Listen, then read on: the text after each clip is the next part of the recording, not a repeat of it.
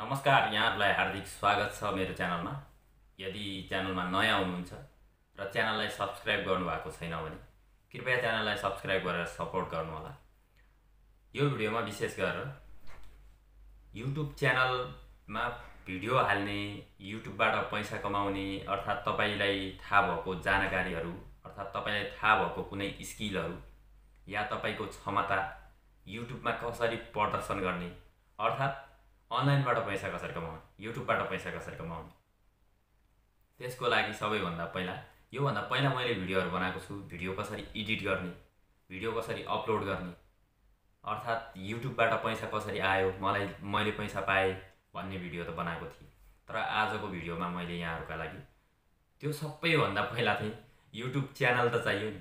YouTube त तपाईले हेर्नुहुन्छ, तपाईको मोबाइलमा YouTube एप्लिकेसन होला हैन, तर YouTube च्यानल कसरी क्रिएट गर्ने, च्यानल कसरी बनाउने भन्ने कुरा आजको यो भिडियोमा बताइराको छु, देखाइराको छु। मैले आफ्नै मोबाइललाई स्क्रिन रेकर्ड गरेर नयाँ मान्छे जुन YouTube हेर्नुहुन्छ तर YouTubeमा भिडियो हाल्न चाहनुहुन्छ, तपाईका लागि यो भिडियो विशेष हुनेछ। YouTube च्यानल कसरी बनाउन सकिन्छ, 5 मिनेटमा YouTube च्यानल बनाउन सकिन्छ र त्यसमा तपाईले भिडियो हाल्न सक्नुहुन्छ। बाँकी सबै मोबाइलको स्क्रिन रेकर्डबाट देखाउने छु है। YouTubeमा क्लिक गरे मैले, त्यो एपमा क्लिक गर्न साथ तपाईको यसरी खुल्छ र यो खुलिसकेपछि यहाँनेर तपाईको सबैभन्दा तल डाउनमा तपाईको स्क्रिनको तल हेर्न सक्नुहुन्छ होम, सर्ट्स अनि बीचमा प्लस छ, त्यसपछि सब्स्क्रिप्सन छ, त्यसपछि यता राइटमा चाहिँ यु भन्ने छ। यु जानेर छ, त्यहाँनेर तपाईको नाम के नामले तपाईले जीमेल बनाउनु भएको छ, यो मोबाइलमा कुन जीमेल तपाईले लगइन गर्नु भएको छ त्यो जीमेलको पहिलो अक्षर यहाँ बीचमा आएको हुनेछ। जस्तै मेरो आर आएको छ, यु को माथि आर छ, हो त्यहाँनेर तपाईले क्लिक गर्नुपर्ने हुन्छ। यसमा क्लिक गरिसकेपछि यसरी देखिन्छ। अब यहाँनेर देख्न सक्नुहुन्छ, यहाँ सिधै तपाईको माथि देखाएको छ रामसिंह धामी, त्यो भन्दा तल चाहिँ क्रिएट अ च्यानल भनेर यो सानो अक्षरमा छ, त्यहाँनेर क्लिक गर्नुपर्ने हुन्छ। त्यसमा क्लिक गरिसकेपछि के गर्नुपर्छ त, अब यहाँ पिक्चर सबैभन्दा पहिला यहाँ पिक्चर हाल्नु पर्यो है। ल मैले एउटा पिक्चर हाल्दिन्छु, ल केही छैन, जुनसुकै मैले पिक्चर हाल्दिएँ। यसलाई तपाईले कति जुम गरेर राख्न सक्नुहुन्छ। मैले यो पिक्चर राखिसकेँ। पिक्चर राख्न साथ यहाँ तल सेभ एज प्रोफाइल पिक्चर भनेको छ, त्यहाँनेर क्लिक गर्नुपर्ने हुन्छ। त्यहाँ क्लिक गर्न साथ तपाईको अब आफ्नो च्यानलको प्रोफाइलमा जुन पिक्चर राख्न चाहनुहुन्छ त्यो पिक्चर यहाँनेर जान्छ, तपाईले राख्नुहुनेछ। अब नेम छ, जस्तै अब तपाई नाम के राख्न चाहनुहुन्छ, जस्तै यो जीमेलमा चाहिँ रामसिंह धामी छ मेरो यो जीमेलमा। अब तपाईले अर्कै नाम राख्न सक्नुहुन्छ, युट्युबको नाम, च्यानलको नाम तपाईले कुनै पनि राख्न सक्नुहुन्छ। जस्तै पसलको नाम, तपाईको आफ्नो कुनै जे पनि जुन सम्बन्धी च्यानल बनाउँदै हुनुहुन्छ त्यही यहाँनेर नाम राख्न सक्नुहुन्छ। जस्तै अहिले चाहिँ मैले यसलाई चेन्ज गरेन, तर चेन्ज गर्न मिल्छ। तपाईले युट्युब च्यानलको नाम जे राख्न चाहनुहुन्छ त्यही यहाँनेर राख्नुपर्ने हुन्छ र सेभ गरिदिनु पर्ने हुन्छ। र त्योभन्दा तल गएर ह्यान्डल भनेको छ। यो ह्यान्डल भनेको के हो भन्ने पहिला बताउँछु मैले तपाईलाई। ह्यान्डल भनेको तपाईको युट्युब च्यानललाई अरूले के भनेर सर्च गर्दाखेरि छिटोभन्दा छिटो आउँछ भन्ने कुरा हो। र अर्को कुरा, तपाईले कुनै पनि युट्युबमा गएर काहीँ कमेन्ट लेख्नुभयो, केही गर्नुभयो भने तपाईको यो ह्यान्डल मात्रै त्यहाँनेर देख्छ। जस्तै यो अटोमेटिक युट्युबले दिएको हुन्छ। मैले चाहिँ जस्तै ह्यान्डल चेन्ज गर्दाखेरि तपाईले लियो भने एक्सेप्ट गर्यो भने गर्यो, गरेन भने त्यहाँनेर अप्सन आउँछ। त्यो अप्सन आइसकेपछि तपाईले सेभ गर्न सक्नुहुन्छ। जस्तै यहाँनेर रामसिंह धामी सानोमा लेखेँ मैले, सबै स्मल लेटर र 392 अटोमेटिक युट्युबले दिएको थियो, त्यसैलाई मैले ओके गरिदिएको छु। त्यसपछि तल यहाँ देख्न सक्नुहुन्छ क्रिएट च्यानल भन्ने छ, त्यहाँनेर तपाईले क्लिक गर्नुपर्ने हुन्छ। यसमा क्लिक गरिसकेपछि च्यानल क्रिएटेड भनेर आयो। अब चाहिँ च्यानल क्रिएट भइसक्यो भनेर आएको छ है त। यहाँनेर तपाईले मेरो च्यानल क्रिएट भइसक्यो भनेर देख्न सक्नुहुन्छ। यहाँनेर देखाउँदैछु मैले। अब च्यानल क्रिएटेड भन्ने आइसक्यो, यसको मतलब के, मेरो च्यानल क्रिएट भइसक्यो। अब तपाईले सिधै यसमा सबै कुराहरू गर्न सक्नुहुन्छ, भिडियोहरू राख्न सक्नुहुन्छ, पोस्ट गर्न सक्नुहुन्छ। तर यसपछि चाहिँ हामीले गर्ने काम के हुन्छ भने, अब यहाँनिर देख्न सक्नुहुन्छ अघि क्रिएट च्यानल भनेर आइरहेको थियो यो रामसिंह धामीको तल, अहिले चाहिँ @ रामसिंह धामी 392 भनेर ह्यान्डल आएको छ। त्यसपछि यतापट्टि भ्यू च्यानल भनेर आएको छ, त्यसमा क्लिक गर्नुपर्ने हुन्छ। त्यसमा क्लिक गरिसकेपछि म्यानेज भिडियो छ, त्योभन्दा यतापट्टि राइटमा एउटा पेनको जुन चिन्ह छ जहाँनिर तपाईँले पेनको चित्र देख्नुहुन्छ त्यहाँनिर क्लिक गर्नु होला। त्यसमा क्लिक गरिसकेपछि अब यहाँनिर अघि हामीले राखेको कुराहरू त सबै आउँछ, सबै छ। च्यानलको युआरएल छ हैन, च्यानलको लिङ्क छ। अनि त्यसभन्दा तल डिस्क्रिप्सन छ। जस्तै यो डिस्क्रिप्सनमा तपाईँले लेख्न सक्नुहुन्छ हाई आई एम राम, अनि म चाहिँ के को बारेमा भिडियो राख्छु भनेर तपाईँले यहाँ लेख्न सक्नुहुन्छ है। जस्तै म अङ्ग्रेजीमा नेपालीमा जेमा पनि लेख्दा हुन्छ, यहाँनिर फेरि समस्या छैन, जेमा पनि तपाईँले लेख्न सक्नुहुन्छ।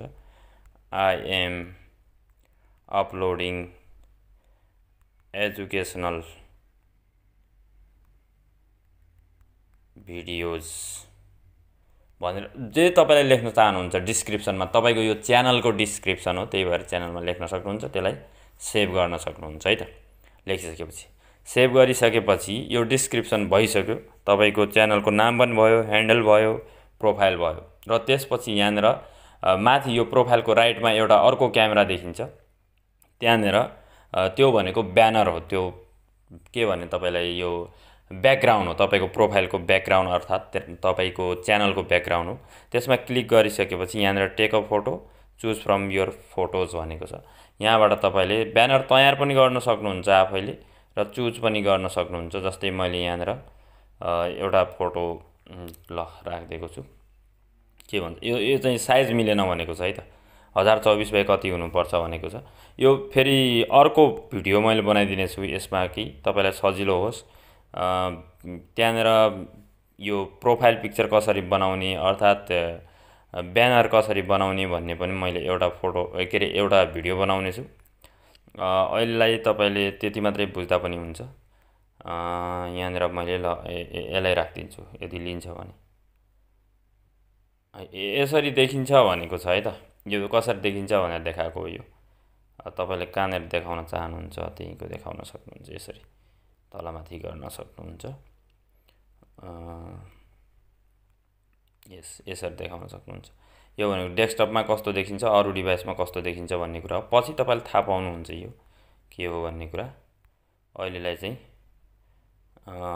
यति मात्र राखिदिन्छु है त। म एउटा यहाँ तपाईँलाई थाहा होस् भनेर मात्रै राखिरहेको छु।